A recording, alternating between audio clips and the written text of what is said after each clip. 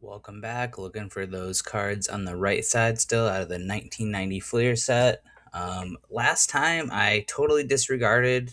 I noticed and put him up on the stage, but we did get a Deion Sanders rookie. So, first one of those in the set.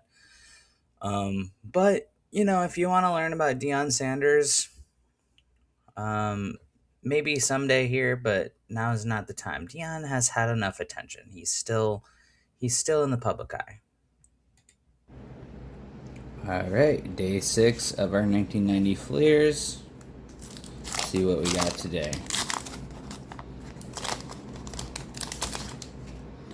All right, so starting with our quiz. Oh, sorry for bumping the camera there. True or false, the Mets won a World Series in their 8th year of existence. I know they won in 1969. They got created in 62, I want to say. I would say true. It is true. And let's see what stickers we got. The Mets. That makes sense. Are they all Mets questions? They are. All right, on to the players. All right, we got Rick Rhoden, Jim Abbott, a famous one-arm pitcher from the great state of Michigan, Michigan Wolverine.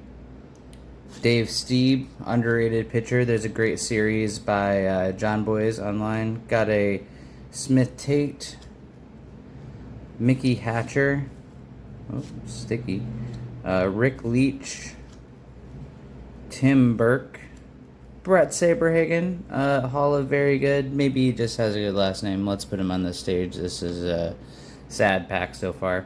Kirk McCaskill, Tim Laudner, Kevin Blankenship, number 1. There we go. Oh, number 28? Maybe I need a different Blankenship? All right, that's 28. Got to check that. Must be looking for Lance Blankenship. Mike Henneman, so Tiger. So let's set that up here because that's going to be part of our team set. Eric Show, Cal Ripken Jr., a nice Players of the Decade insert. And then Terry Kennedy. So got excited about that Blankenship, but it's the wrong Blankenship.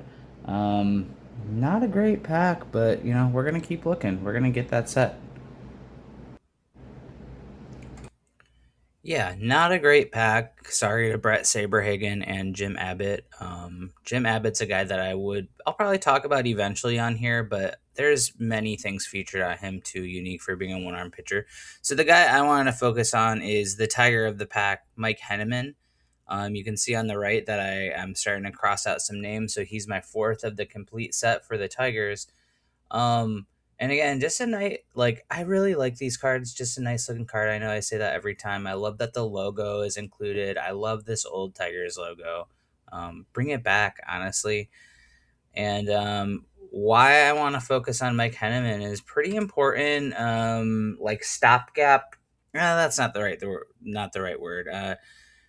Pretty important pitcher for the Tigers in the era from like that transition between like them being elite in the late 80s to them kind of being terrible in the early to mid 90s, where when I was a little kid, like the Tigers were this joke of a franchise.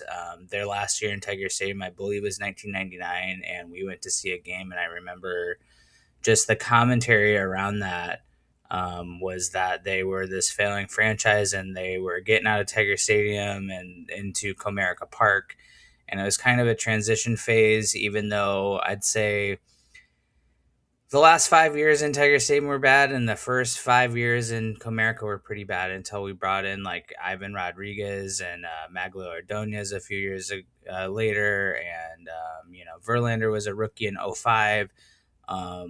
And then got to see that team be consistently good for about a decade before they got bad again, and now they've kind of recovered from that. Knock on wood, we'll see. But let's focus a little more on Henneman. So yeah, he comes up and he's a reliever. He is the guy. So in 1984, we had this player. The Tigers had this player, Willie Hernandez, who was this lights out closer. He won the '84 Cy Young. I think he might have won the '84 MVP as well. Got to look that up.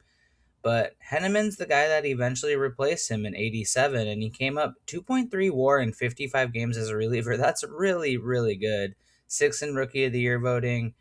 3.3 WAR, so an even better year ERA wise.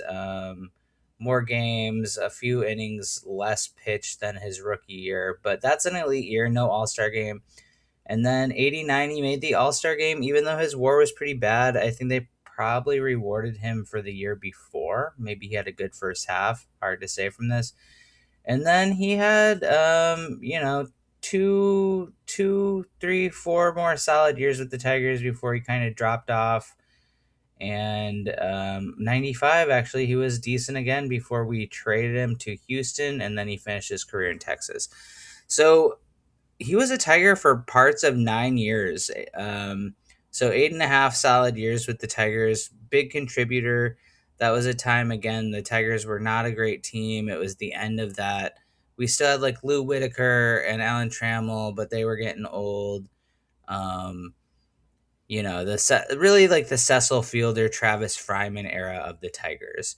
And he was the closer all throughout, it looks like. So and save numbers are a lot different back then, where you're getting guys with, he's getting 26, 24, 24, 21, 22, 22. Pretty typical of closers back then, where nowadays I feel like you see more like 30s and 40s and 50s every once in a while, which is more rare. And you even had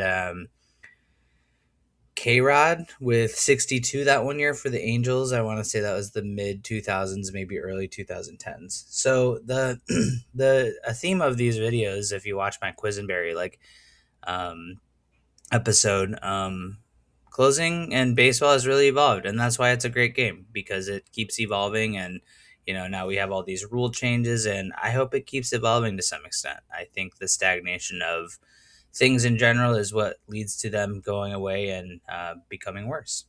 So thanks for watching this episode. We'll continue with that Tigers set, and hopefully we start finding more of the things we need. Let's go back to that first slide for a second.